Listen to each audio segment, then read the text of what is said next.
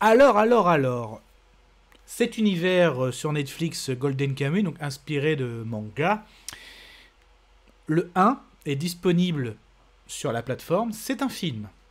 Le 2, La chasse aux évadés, c'est une série de 9 épisodes. Donc oui, on a un premier volet, en gros on a posé les bases de cet univers en film, et on l'a développé en série. Tout ça c'est disponible sur Netflix, et j'en parle après le générique.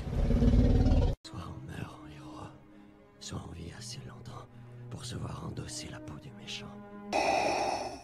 Pour ce genre de choses, il existe des hommes comme moi. Il t'arrive de saigner. Vous pouvez respirer, vous pouvez cligner des yeux, vous pouvez pleurer. Ah, m'a ramené le conduit celle-là.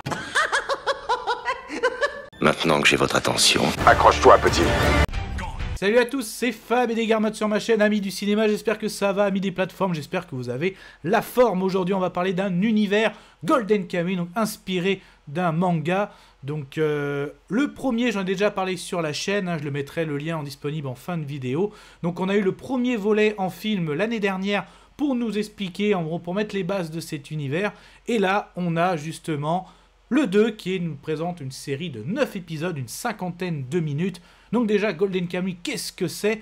Et donc c'est un univers, donc à la fois, tu as l'impression au début, parce que moi j'ai découvert, de toute façon je ne suis pas expert du manga, mais c'est vrai que grâce à Netflix, j'ai pu découvrir plein d'univers, certains que j'ai aimés, d'autres que j'ai pas aimés du tout, en tout cas déçus. En tout cas, là dans cet univers, au début, le premier film, je fais un petit résumé. On est en plein conflit, une guerre, donc entre le Japon et les Russes, et on nous voit notre héros qui va vite se rendre compte qu'il est immortel, donc et non seulement après la guerre, donc il va se détacher de son unité, de son bataillon. Il sait qu'il est immortel et il va découvrir qu'il y a un trésor potentiel qu'on peut trouver d'une certaine prison, les évadés. Est-ce que la carte de ce trésor a été tatouée sur un ensemble d'évadés, plusieurs évadés, et justement il va faire une rencontre aussi, donc avec une demoiselle, et forcément eux vont se mettre à la quête de ce trésor, mais ce ne sont pas les seuls, d'autres personnes, un ancien commandant d'une unité, une autre personne aussi. Donc c'était un petit peu ça, ce premier film, univers plutôt sympathique. Donc la vidéo est disponible, et là justement la série, comment nous les présenter, pourquoi 9 épisodes?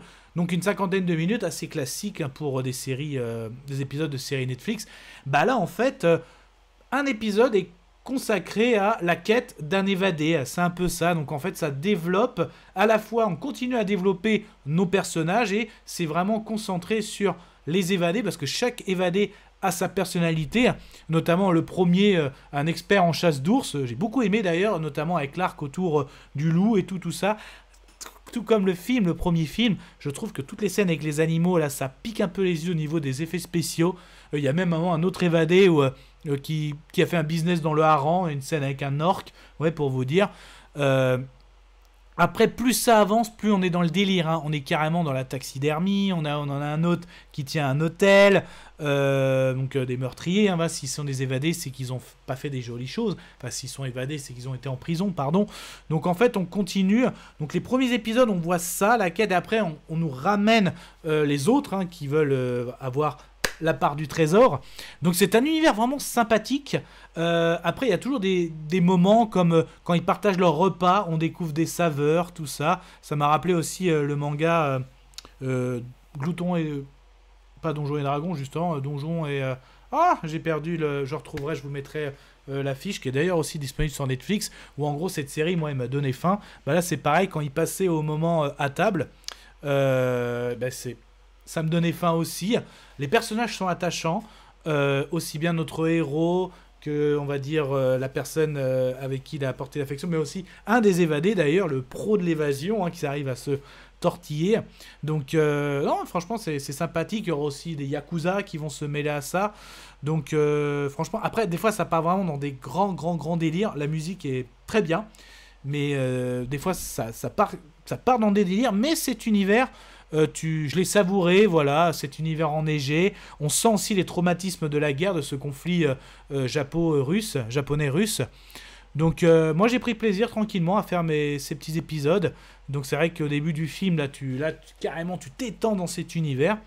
Donc j'en dis pas plus, hein, je vous laisse justement découvrir ça. Donc justement, déjà mon avis sonore, pour moi, ce sera un très bon... Voilà, et ça, ce n'était que mon avis. Faites votre propre avis. À vous de juger. Et puis n'hésitez pas à vous promener sur la chaîne. Si ça vous plaît, ce type de vidéo avis sur des films, des séries, aussi bien du live action que de l'animation, n'hésitez pas à vous abonner. Donc c'est essentiellement pop culture. Donc là on était sur de l'inspiration manga, mais ça peut être des franchises aussi comme DC, Marvel, de la science-fiction, du medieval fantasy, assez pop culture. Et vous allez sur ma page d'accueil, c'est gratuit, vous cliquez sur s'abonner. Et puis d'ailleurs, ceux qui comme moi ont découvert, est-ce que ça vous plaît ou est-ce que ça vous tente, et ceux qui connaissent, experts même du manga, comment vous trouvez cette adaptation, réussite ou pas? Les commentaires sont faits pour ça. Pour ça. Voilà, je crois que j'ai mangé comme eux, je me suis brûlé. Les commentaires sont faits pour ça. Prenez soin de vous, Kenavo.